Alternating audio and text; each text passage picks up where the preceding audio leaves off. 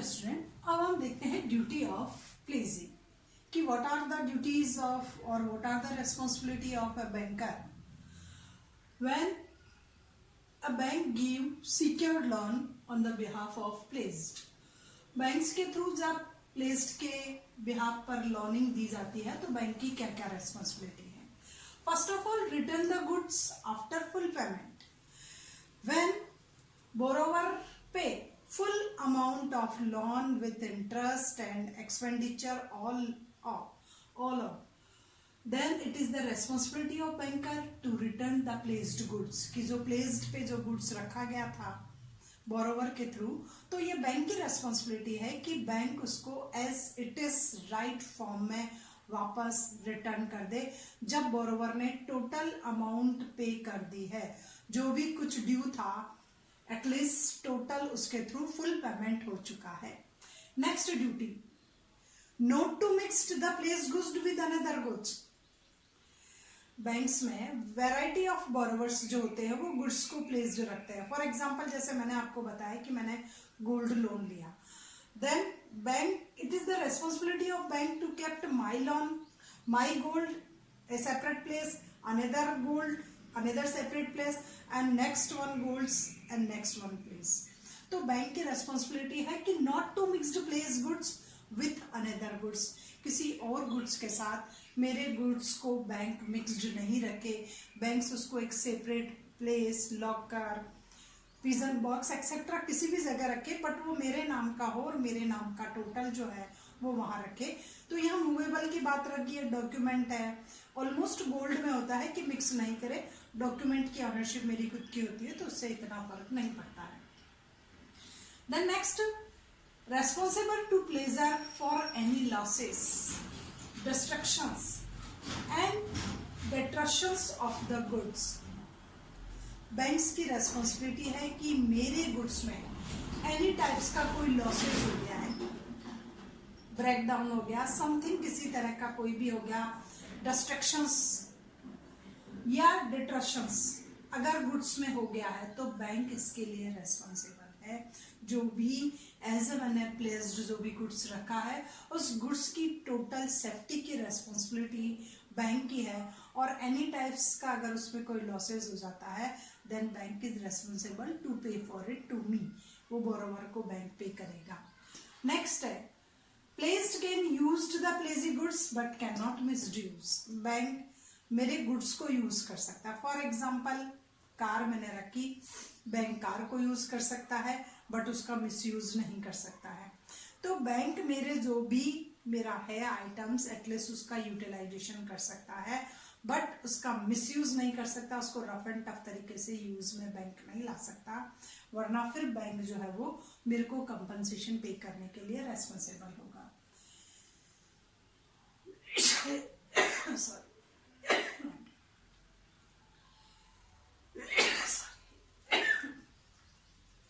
Plazy is also bound to deliver the plazers any increase or profit on goods.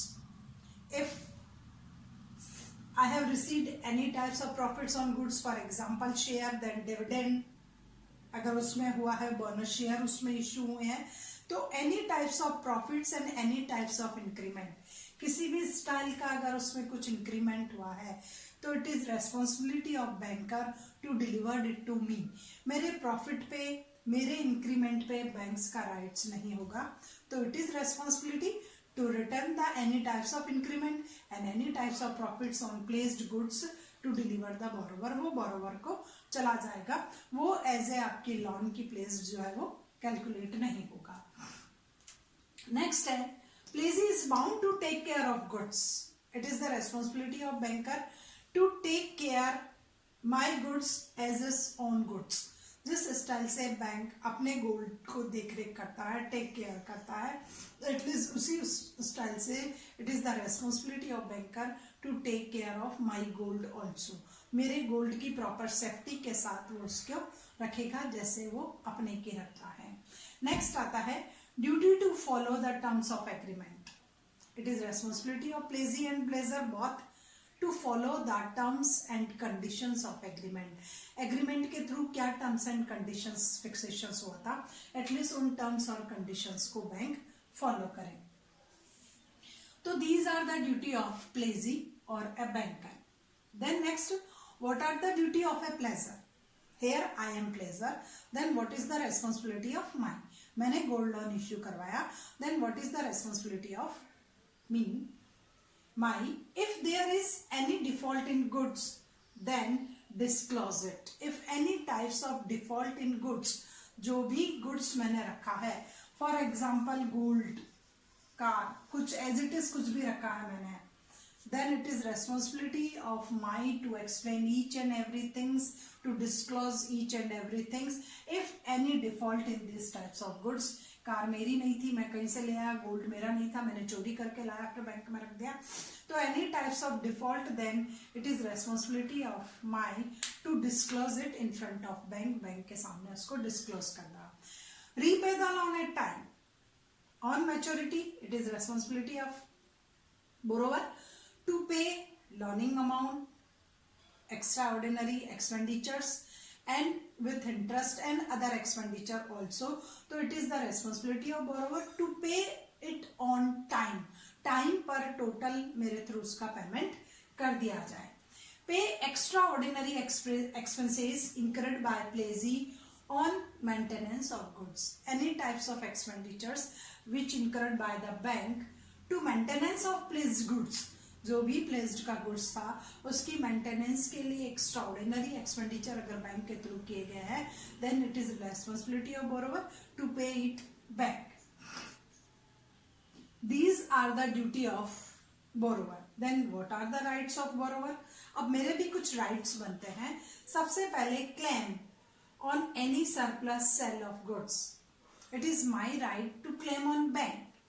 If bank get any types of surplus amounts on sale of placed goods, loaning amount is 60,000 with interest expenditure also, but amount received on sale on gold is 70,000, then it is the right of borrower to get 10,000 from banks।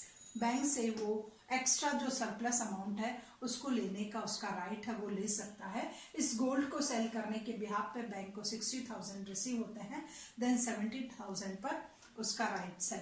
उसके बाद है claim on goods, it is right of borrower to claim on goods after repayment of loan, interest and other expenditures also, it is right of borrower to get goods, वापस जो है वो bank से goods लेने का rights रखता है। उसके बाद right to receive notice regarding selling of goods if borrower is unable to prepay the loan at time, then it is right the borrower to get notice on selling of placed goods.